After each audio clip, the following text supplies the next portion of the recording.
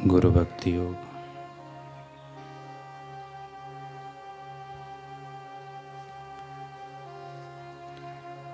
गुरु कृपा आत्मा का अंतर्दर्शन कराती है।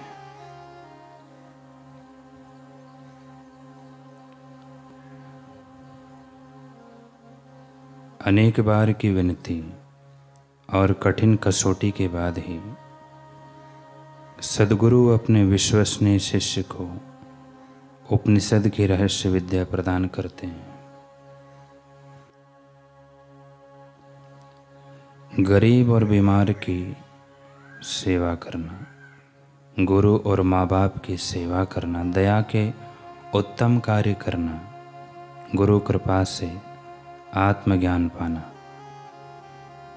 ये सब सचमुच सर्वश्रेष्ठ पुण्य है। गुरु की निजी सेवा जैसी पावन कार्य और कोई चीज नहीं है। मोक्ष के श्रमजनक मार्ग में गुरु कृपा सचमुच विश्वसनीय साथी है। केवल गुरु की शरण में जाने से ही जीवन को जीता जा सकता है। गुरु भक्ति योग के अभ्यास से, मन को संयम में लाने से काम वासना की शांति हो सकती है।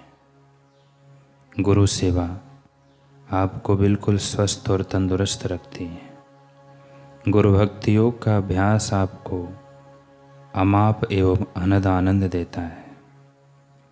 गुरु सेवा अद्वैत भाव या एक रूपता पैदा करती है। गुरु भक्ति योग साधक को चिरायु और अनंत सुख देता है।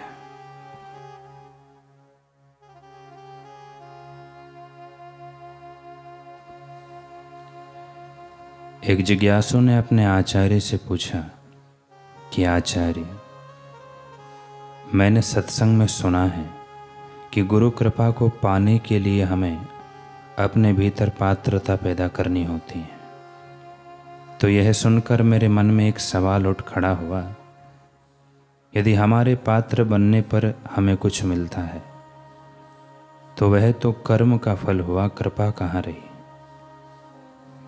कृपा तो वह कहलाती है जो पात्र अपात्र देखे बिना।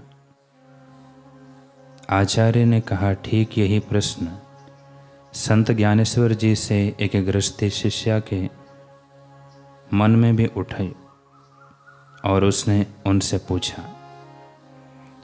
उस दिन सत्संग में संत ज्ञानेश्वर जी गुरु कृपा का महत्व बता रहे थे, परंतु यह कहना भी ना भूले कि इस कृपा को वही पा सकता है जो सत्पात्र हो। यह विचार संत ज्ञानेश्वर जी की एक साधिका शिष्या का मन स्वीकार न कर पाया। उसने स्पष्ट शब्दों में यह बात ज्ञानेश्वर जी से कह दी। ज्ञानेश्वर जी बस उत्तर के रूप में हल्का सा मुस्कुरा दी। सत्संग पूरा हुआ, सभी लोग अपने अपने घर लौट गए, वह गृहस्थी साधिका भी। शाम के समय ज्ञानेश्वर जी को मार्ग में एक भिखारी मिला। उन्होंने उस भिखारी को अपनी पूरी योजना समझा दी और अपनी उसी शिष्या के घर भेज दिया जिसने उनसे प्रश्न किया था। वहां पहुंचकर भिखारी ने भिक्षा की गुहार लगाई।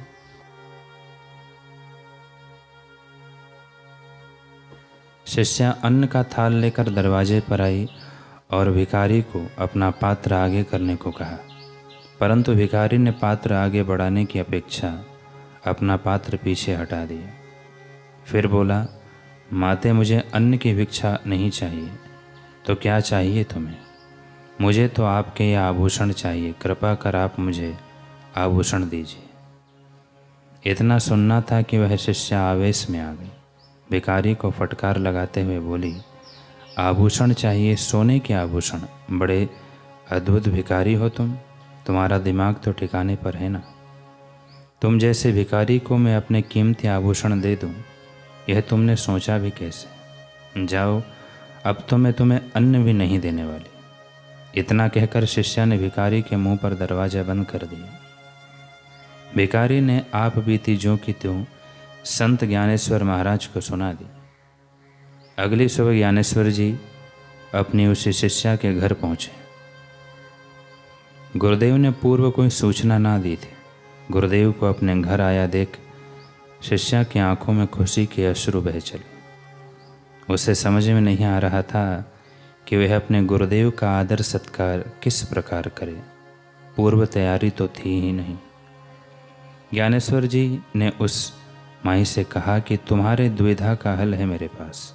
यदि तुम हमारे सत्कार में कुछ करना चाहती हो तो दक्षिणा स्वरूप हमें अपने आभूषण दे दो। इतना सुनना था कि शिष्या भाव विभोर हो गई। तुरंत दूसरे कक्ष में गई और अपने सारे आभूषण समेटकर एक पोटली में बांधे, फिर वह पोटली लाकर ज्ञानेश्वर जी के चरणों में रख दी। अब ज्ञानेश्वर जी महाराज चेहरे पर एक रहस्यमयी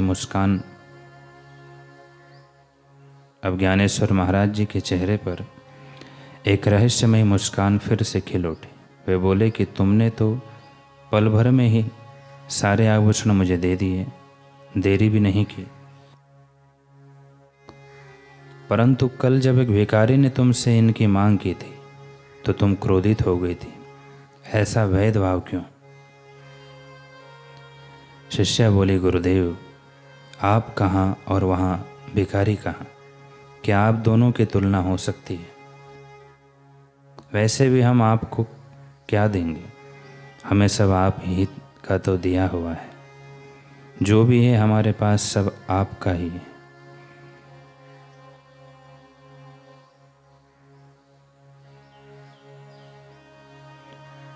और वैसे भी आप कुछ लेते भी हैं तो मूल ही नहीं सूद समेत लौटाते हैं, ये मैं भली प्रकार जानती हूँ। ज्ञानेश्वर जी फिर धीरे से बोले, पर वह भिखारी? शिष्या तुरंत कह उठी, महाराज वह राह चलता भिखारी था। उसमें वह पात्रता कहाँ थी कि मैं उसे अपने इतने कीमती आभूषण दे देती? आप ही बताइए। ज्ञानेश्वर जी बोले, ठीक कहा तुमने, परंतु अब तुम यह बताओ कि जब अपने आभूषण देने से पहले तुम पात्र अपात्र देखती हो तो फिर क्या गुरु को अपनी अनमोल बेशकीमती कृपा पात्र अपात्र देखे बिना ही कर देनी चाहिए क्या? शिष्या को गुरुदेव के विचार समझ आ गए। गुरु की कृपा को पाने के लिए पात्र तो बनना ही पड़ेगा, क्योंकि निष्ठा श्रद्धा प्रेम के पात्र में ही गुरु की कृपा समेटी जा सकती है। शब्दों पर ध्यान दिया जाए, पात्र होगा तो ही गुरु कृपा समेटी जा सकती है। ऐसा नहीं कहा कि पात्र होगा तो ही गुरु कृपा बरसती है, क्योंकि कभी कभार ही नहीं बल्कि बहुत बार यह देखा गया है कि गुरु कृपा पात्र अपात्र देखे बिना भी सब पर एक समान बरस जाती है। ऐसा इसलिए कि गुरुदेव दया के सागर हैं, करुणा निधान हैं। उनकी मौज होती है, वे बारिश की तरह सूरज की भांति सब तरफ कृपा लुटा देते हैं। परंतु खरी बात तो वही है कि इस कृपा के बारिश में वही सीपी मोती समेट पाते हैं जिसका मुख खुला हो। वही घड़ा भर पाता है जो सीधा रखा गया हो। गुरु रूपी सूर्य की कृपा भी वही हृदय पर ज़्यादा होती है जिस पर आहम के पर्दे ना पड़े हों।